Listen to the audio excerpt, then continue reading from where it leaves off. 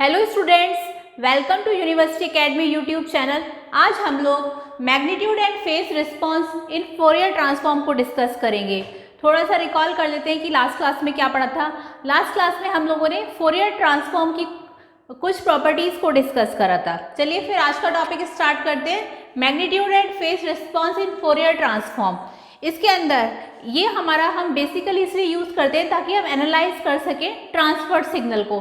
तो अगर इसकी डेफिनेशन आप एग्जाम में लिखेंगे तो आप ये बताएंगे कि magnitude and phase response, magnitude and face representation of Fourier transform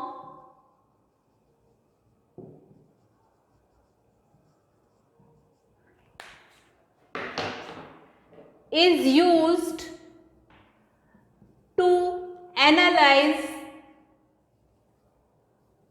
the transferred signal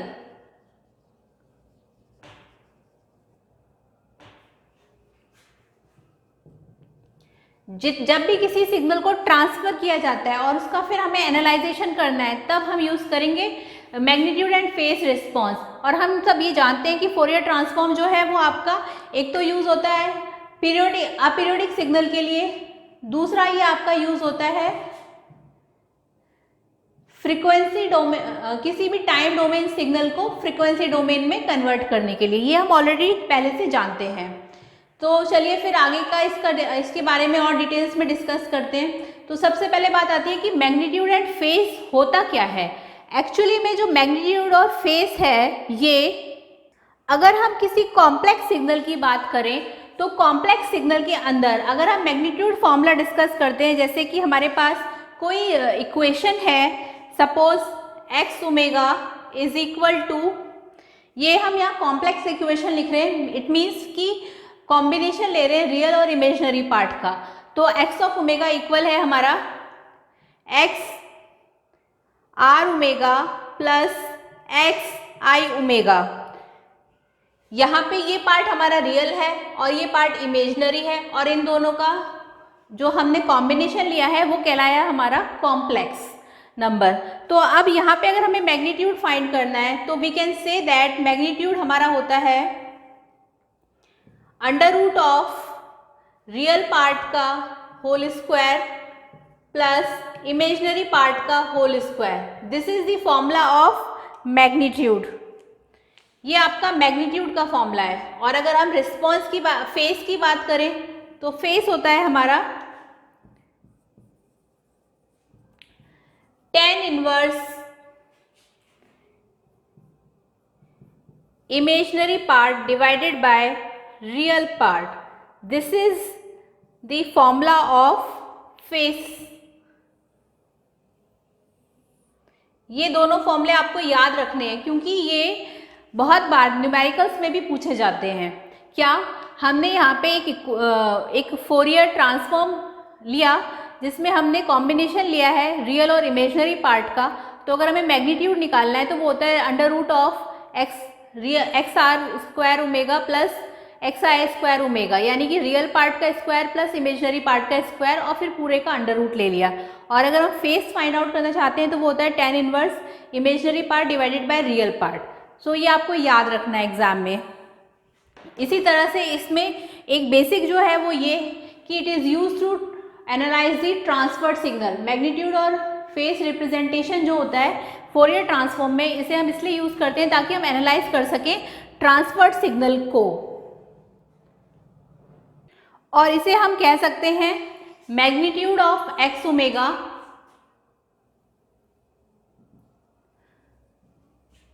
and same ये है आपका फेस ऑफ एक्स ओमेगा। ये दोनों वैल्यूज आपको याद रखनी है। आगे डिस्कस करते हैं इसमें, इसे रफ कर देते हैं।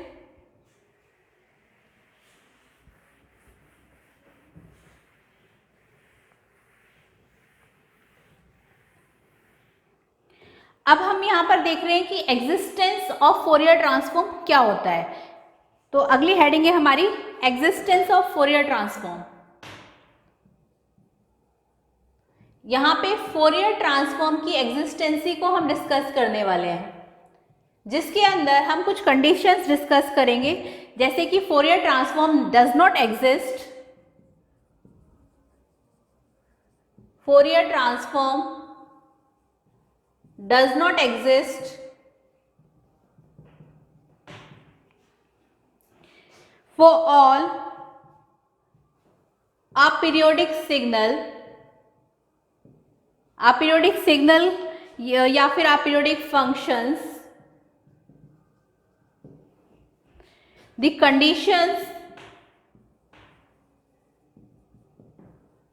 for a function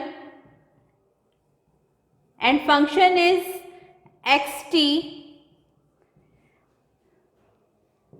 to have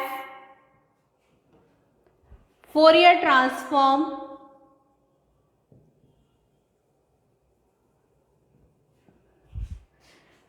called Dirichlet conditions.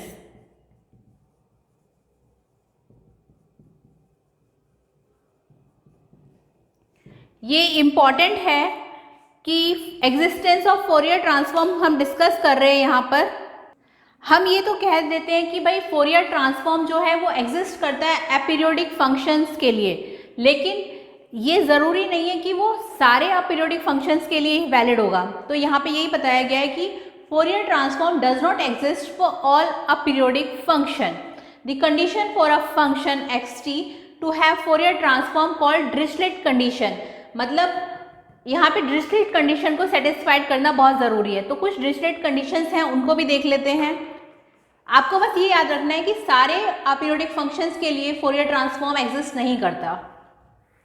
तो conditions of Dirichlet conditions study करते हैं।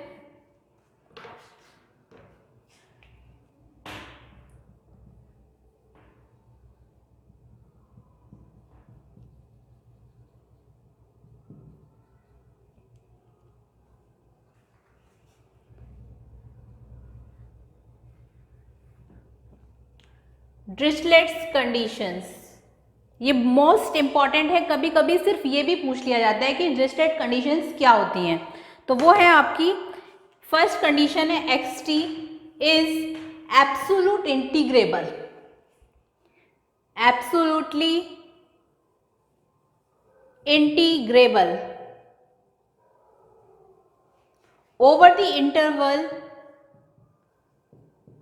और इंटरवल हम सब जानते ही हैं, that is integration minus infinity to infinity xt dt should less than be infinity. यानी कि फर्स्ट कंडीशन है हमारी कि xt जो है वो एब्सोल्युटली इंटीग्रेबल होना चाहिए ओवर द इंटरवल जो है हमारा, that is integration minus infinity to infinity xt dt less than infinity, मतलब ये वैल्यू हमारी फाइनाइट होनी चाहिए। First condition is this for Dirichlet condition. Next condition है हमारी xt has a finite number of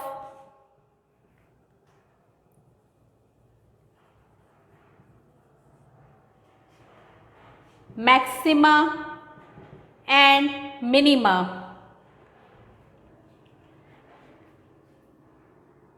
और इसमें हम ये भी कह सकते हैं कि जो सेकंड कंडीशन है, सेकंड कंडीशन जो है वो डिसकंटिन्यूटी वाली लिख लेते हैं, मैक्सिमम मिनिमम वाली थर्ड कर देंगे।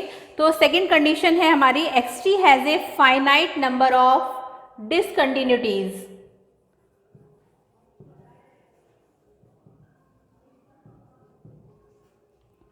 in every finite time interval.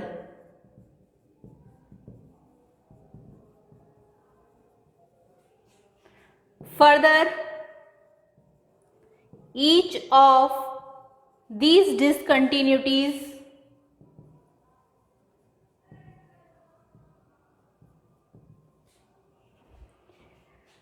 must be finite.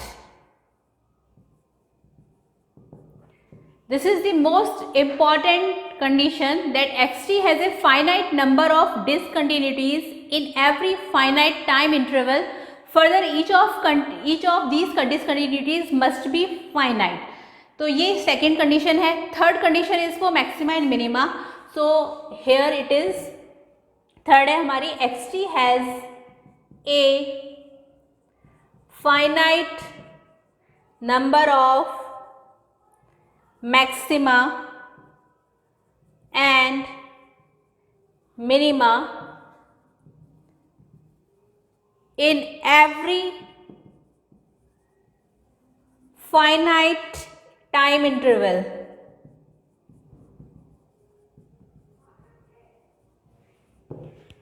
तो इसमें हमने ये डिस्कस करा कि मैग्नीट्यूड और फेज रिस्पॉन्स जो होता है फोरियर ट्रांसफॉर्म का, वो यूज़ होता है to analyse the transform signal. And इसमें हमने डिरिचलेट कंडीशंस पढ़ी, क्योंकि जो फोरियर ट्रांसफॉर्म होता है, पहले तो मैग्नीट्यूड और फेज का हमने फॉर्मूला भी डिस्कस कर लिया कि अगर हम कोई कॉम्प्लेक्स सिग्नल ले रहे हैं तो मैग्नीट्यूड होगा, उस कॉम्प्लेक्स में दो पार्ट हैं, एक रियल और एक इमेजिनरी। तो मैग्नीट्यूड होगा हमारा अंडर रूट ऑफ रियल का स्क्वायर प्लस इमेजिनरी का स्क्वायर। इसी तरह फेज होगा हमारा tan inverse imaginary part divided by real part. तो ये तो फॉर्मूला है। दूसरा, हम ये डिरिचलेट कंडीशन क्यों पढ़ रहे हैं, क्योंकि जो फोरियर ट्रांसफॉर्म होता है वो सभी अपीरियोडिक सिग्नल के लिए पॉसिबल वैलिड नहीं होता है। कुछ उसमें कंडीशंस, अगर ये कंडीशन सेटिस्फाइड कर जाती है तो वो हमारा जो है फोरियर ट्रांसफॉर्म है। तो we can say that these conditions are, first है हमारी कि xt जो है वो आपका एब्सोल्युटली इंटीग्रेबल होना चाहिए over the interval this. Second condition is xt has a finite number of discontinuities in every finite time interval, and the third is xt has a finite number of maxima and minima in every finite time interval। तो ये सारी conditions जो हैं Dirichlet condition कहलाती हैं, और इसमें exam में questions भी पूछे जाते हैं। तो आपको ये याद रखना है कि अगर सिर्फ ये आएगा तो ये सारा लिखना है, और सिर्फ ये आएगा एग्जाम में पूछा जाएगा तो सिर्फ इतना डिफाइन करना है। वो डिपेंड करता है नंबर ऑफ मार्क्स पे कि कितने मार्क्स का क्वेश्चन है।